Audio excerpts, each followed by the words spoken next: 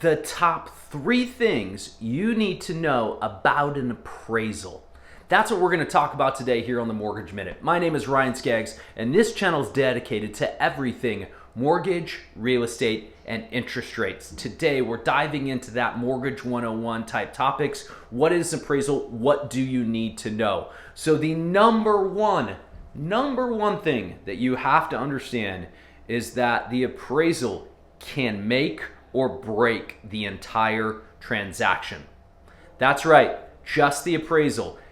They could absolutely love you as a borrower. You got 800 credit score, you got 20% down, you make plenty of money, you have no credit issues, but if that appraisal does not come in, what I mean by come in, does not have value than what you are paying, that could make or break the transaction.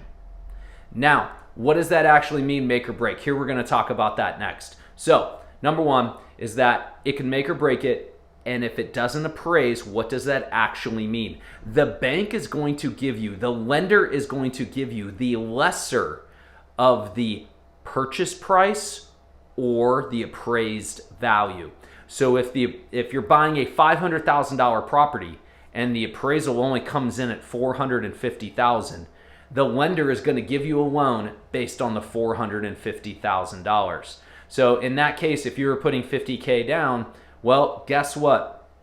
We're going off the 450. That $50K is how much you're short. You don't have any money left for this transaction for the actual down payment, right? So something to keep in mind is the appraisal can make or break it. Now, who orders it? Who pays for it? How does that all work? That is our number 2 item that you need to know about.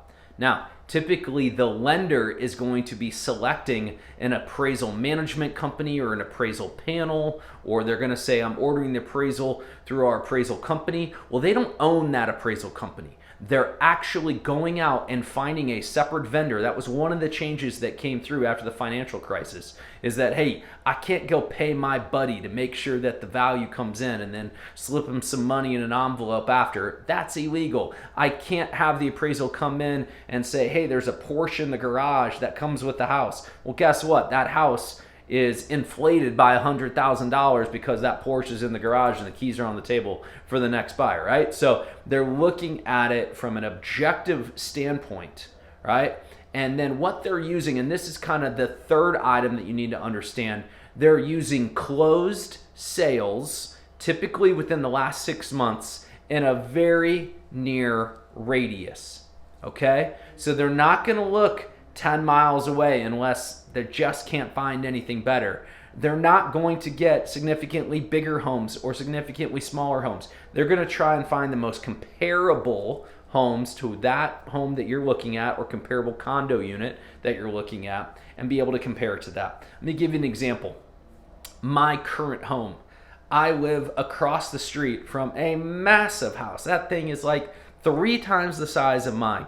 If that went into foreclosure or sold for the highest price ever, it's not going to have an effect on my home, right? Because it is so not comparable to mine, right? So with that said, even if your neighbor down the street sold for XYZ price, if that's positive or negative, that does not necessarily mean you will, or that does not necessarily mean it is a comparable. Okay, so you have to understand, if you're in a housing community where you picked one of 3 types of units and they're all 4-bedroom, 3 baths, but it's just what kind of color on the outside or what sort of roof color did you get or something like that, then they're all probably comparables for you. Those types of properties exist. But something to keep in mind is that most of America is not going to have a scenario like this. If you're in a condo unit, things that could be adjusted for, I'm in Chicago. So guess what? I'm on the 40th floor versus the 3rd floor. I'm going to have a lot better view, and that property is going to be worth a lot more. The appraiser does take things into consideration like that.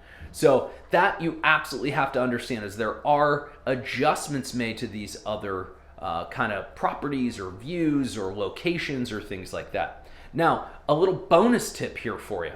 Most larger institutions have a fairly conservative appraisal process, have a fairly conservative appraisers, and have a fairly conservative appraisal review process. They will nitpick like crazy. And I've worked for two of the largest banks / lenders in the country. And my goodness, did they go through every single appraisal and say, well, why did you use this? And this seems just slightly off. And then we're talking about like $500. It was crazy how much kind of quote unquote nitpicking went on within these appraisal reports at these larger institutions.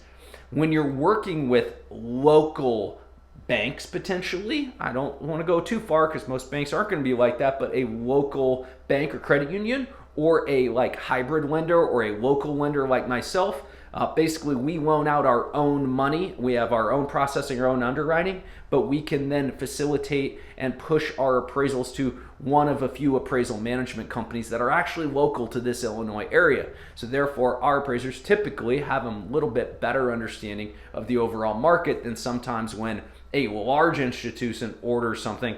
I've seen appraisers driving 50 miles to do an appraisal. They live on the south side, they come up to the north side, or they live on the west side, and they went all the way up north to almost the Wisconsin border. Absolutely crazy. But with that said, that is one of the things that you can see different when it comes to appraisals. So let me know what questions you have. Have you seen a good news, bad news? Have you seen appraisals come in above? Have you seen appraisals come in below? I'd love your comments below. And if you've made it this far in the video, make sure and hit that subscribe button. I'm at 450 subscribers, on my way to 1,000. That is my goal. Share this with whoever you may need, but I would really, truly appreciate it. So have a great day. We'll see each other again soon.